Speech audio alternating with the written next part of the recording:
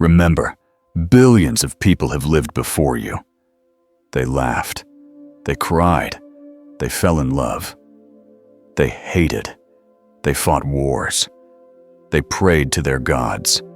They built empires and envisioned utopias. They thought their story was special, a singular narrative unfolding on the grand stage of history. They believed their love was unique, a bond never before seen. Their pain incomparable, a burden only they could bear. Their victories eternal, monuments to their power and ingenuity. From the pharaohs who commanded armies and built pyramids, convinced of their divine right and eternal legacy, to the emperors of Rome who carved vast territories into their dominion, their names echoing through centuries, all believed their moment in time was the crescendo of human existence. And where are they now? All gone. Not even a trace remains, as if they never existed. Their dramas, their ambitions, their heartbreaks all disappeared just like writing on water. The once mighty empires are now archaeological sites, their grand narratives reduced to academic study. The deeply felt personal stories, the intense joys and profound sorrows, the triumphs and tragedies that consumed entire lifetimes, all now silent. You too are repeating the same dream. You fall in love and you think, this has never happened before, convinced of its unprecedented depth and beauty. You suffer, and you believe your suffering is exceptional, a unique trial that no one else could possibly understand. But it is not. It has been happening again and again for billions of lives, across countless civilizations and forgotten cultures, and existence remains unconcerned. The sun still rises, lending its ancient light to new days, utterly indifferent to human affairs. The stars still move in their ancient dance, their celestial rhythm undisturbed by our earthly concerns. The river flows on, carving its path through the landscape, embodying a timeless continuity. Consider the relentless churn of financial markets, the rise and fall of global currencies, the frantic pace of trade deals and technological innovation. Each day, headlines scream about crises, opportunities, and profound shifts in the world order.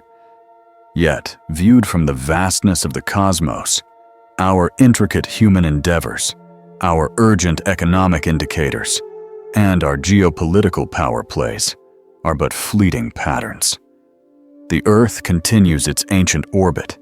The celestial bodies perform their timeless ballet, utterly indifferent to our triumphs and tribulations.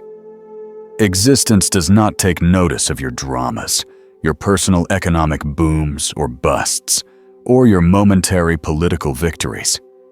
This is one of the most significant things to remember. Don't become too serious about your story. Don't be obsessed with your little joys and sorrows. They come, they go. You come, you go.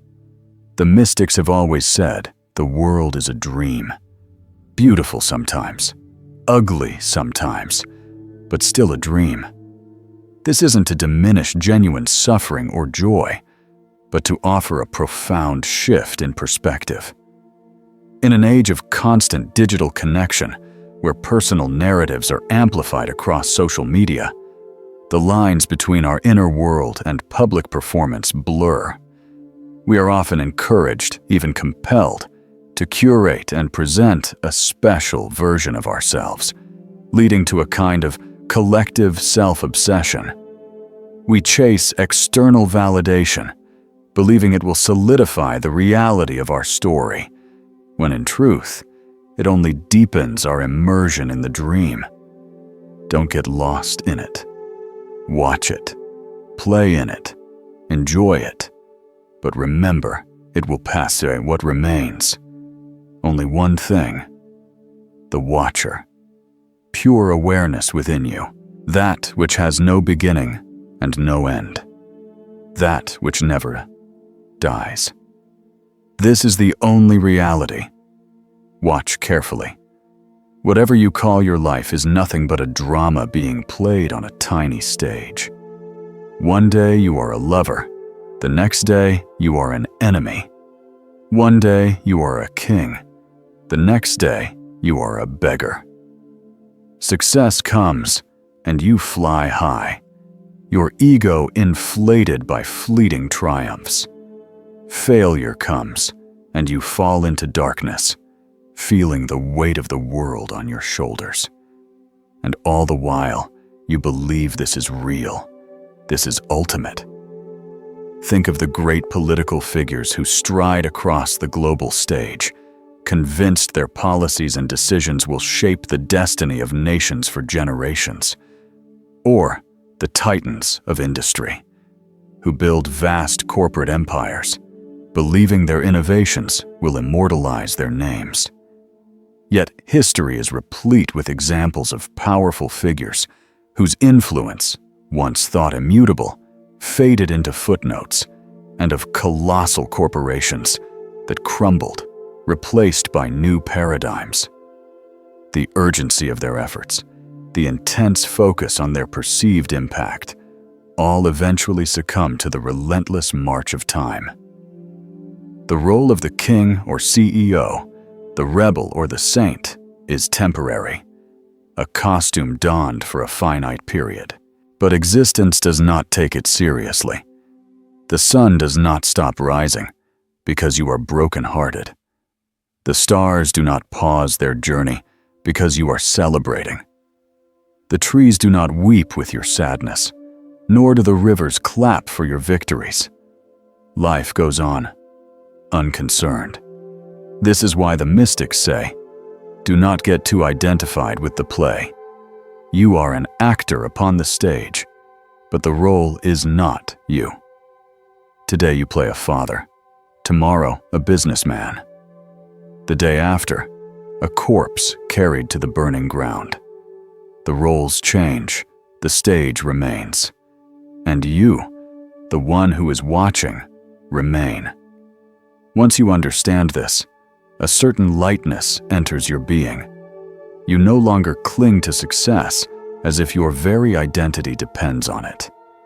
You no longer tremble at failure as if it marks the end of your world. You see it all as a passing show. A great relaxation happens. The whole misery of man is that he takes the dream to be reality. He becomes obsessed with shadows, and in the obsession, he forgets himself. Remember, at some point, this drama will end. The curtain will fall, and everything you thought was so urgent will disappear into silence. Only one thing will remain: the awareness that you were only a witness. That awareness is your truth. Look at your nights.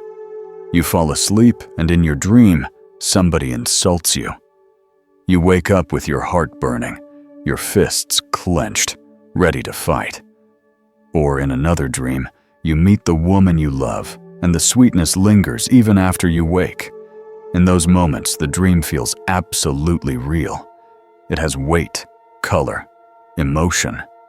But the moment you open your eyes, the whole thing evaporates into nothing. Life is not very different. While you are in it, everything seems so solid, so urgent, so final. Money feels real. Status feels real. Even your suffering feels like a permanent wound. The modern world often reinforces this illusion of permanence and urgency. We are conditioned to believe that our success, our material possessions, our social status are not just real, but essential to our identity and well-being. The relentless pursuit of more wealth, more influence, more recognition, becomes the central plot of our waking dream. Yet, the wisdom of the ages, echoed by various spiritual traditions, and even modern psychological practices like mindfulness, points to a fundamental truth.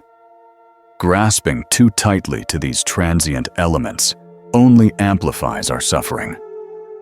When we equate our self-worth with our current role or accumulation, we set ourselves up for inevitable disappointment and emotional turmoil. But the day death opens your eyes, all that you thought so important vanishes as quickly as last night's dream. This is why the awakened ones insist, learn the art of distance. Don't get drowned in the river.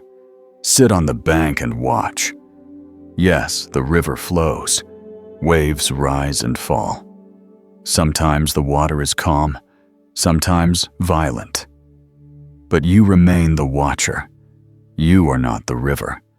If you forget this, you become lost. You start believing that the dream is reality, that the shadow is substance. And once you are lost in the shadow, you suffer unnecessarily. But the moment you remember this too will pass. This too is a dream. A miracle happens. You are no longer a victim of the dream. A space opens inside you. Now you can laugh at your troubles. You can celebrate even your failures because you know they are just movements in the play. And in this distance, something extraordinary is revealed. The watcher itself. The dream comes and goes, but the watcher remains. Your joys come and go. Your sorrows come and go, but the watcher remains. Life comes. Death comes. Still, the watcher remains. To recognize this watcher, to rest in this pure awareness, is to wake up from the dream. And that awakening is the beginning of real freedom. Deep down in your being, beneath all the noise of thoughts, beneath the storm of emotions, there is a silent space. That silence is your reality. It has no birth. It has no death. It was here before you were born, and it will remain when your body is gone. Everything else changes. Your body changes. The young face you once saw in the mirror slowly disappearing, replaced by the lines of experience and the march of time. Your mind changes. The beliefs you held 10 years ago, once so firm and unshakable, no longer feel the same. Your desires change. What you wanted at 20, perhaps a specific career or an adventurous lifestyle, you no longer want at 40, having found new priorities or simply grown beyond those aspirations. But one thing never changes: the awareness that is watching all these changes. That is your pure consciousness. Think of your life like a movie screen. On the screen, thousands of stories are projected. Love stories, tragedies, wars, comedies, geopolitical power struggles, economic booms and busts. Every news cycle is a new scene. Every personal triumph or setback, a new plot twist. But when the film ends, the screen remains untouched.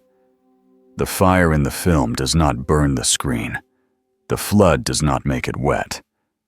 The murder does not wound it. The screen is just there, pure, empty, silent. Your consciousness is that screen. All your dramas, your anger, your love, your fears, your victories are only projections. They come and go, but the screen remains. Most people forget the screen. They get lost in the movie. They cry, they laugh, they scream, they fight, thoroughly convinced by the realism of the projection. The collective narrative of society often encourages this immersion, prioritizing the movie, the external achievements, the accumulation of wealth, the pursuit of social status, over the screen of inner awareness.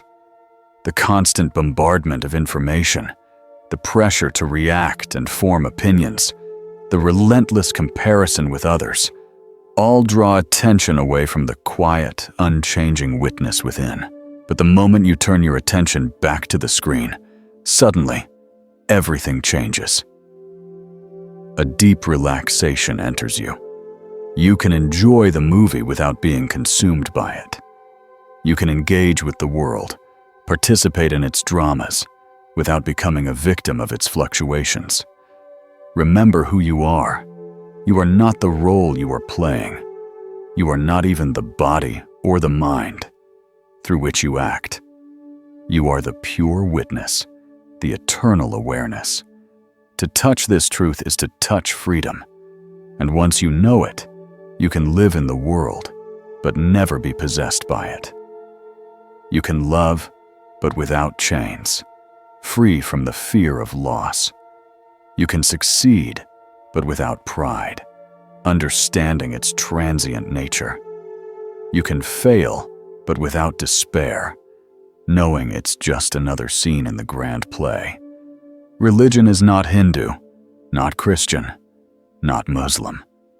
It is not confined to specific texts, dogmas, or cultural rituals. The very moment you chop truth into separate pieces and give each one a label, you've already lost the point. There aren't many truths. There is only truth. One doesn't say my gravity and your gravity. The laws of physics apply universally, regardless of belief or background. If water boils at 100 degrees Celsius at sea level, it has always boiled at 100 degrees.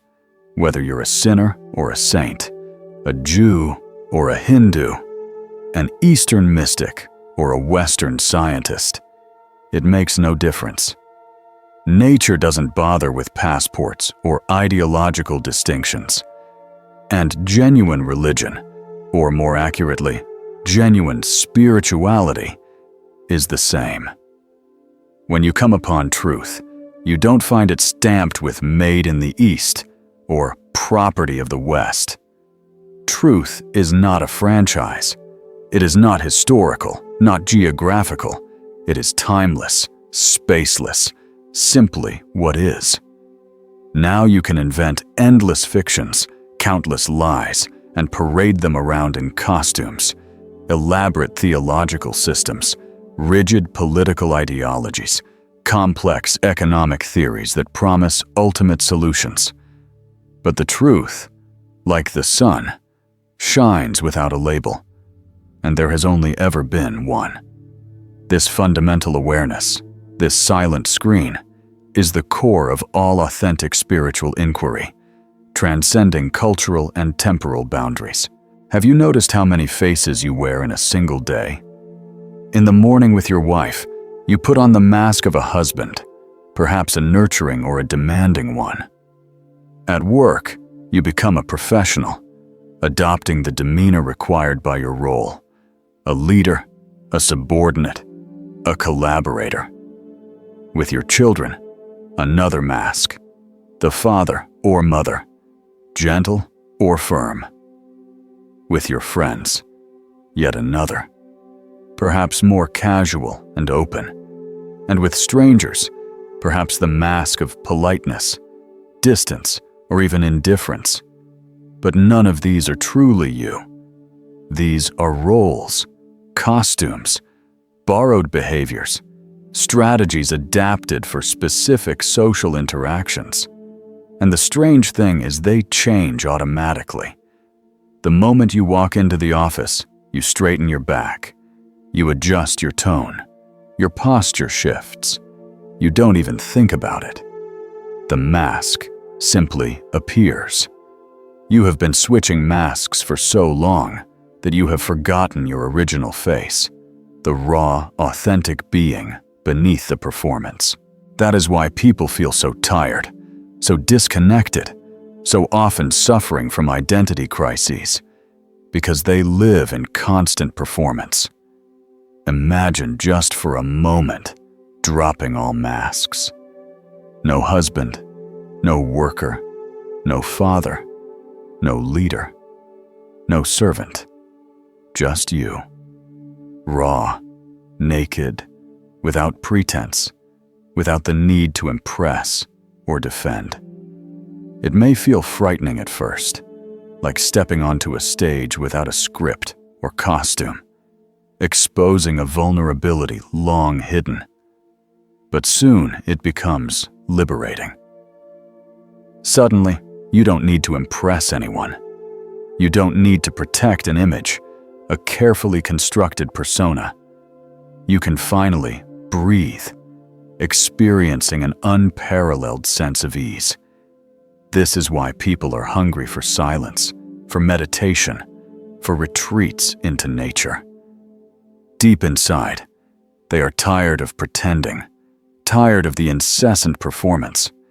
They want to feel their real face again. And when the masks fall, something miraculous happens. Love becomes real.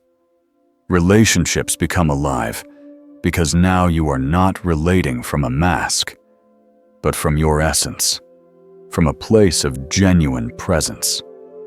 The greatest courage is to live without masks. The mind is mechanical. When you first learn to drive, you are alert. You watch everything: the road, the steering, the gears. Every action is conscious. But once you know, the robot takes over. You can drive and talk. You can drive and sing. You can drive and dream, your thoughts wandering while your hands and feet operate the vehicle automatically. The same has happened with your life, your personalities, your reactions, your emotions, your habitual responses to success and failure. They all belong to the robot part of your mind.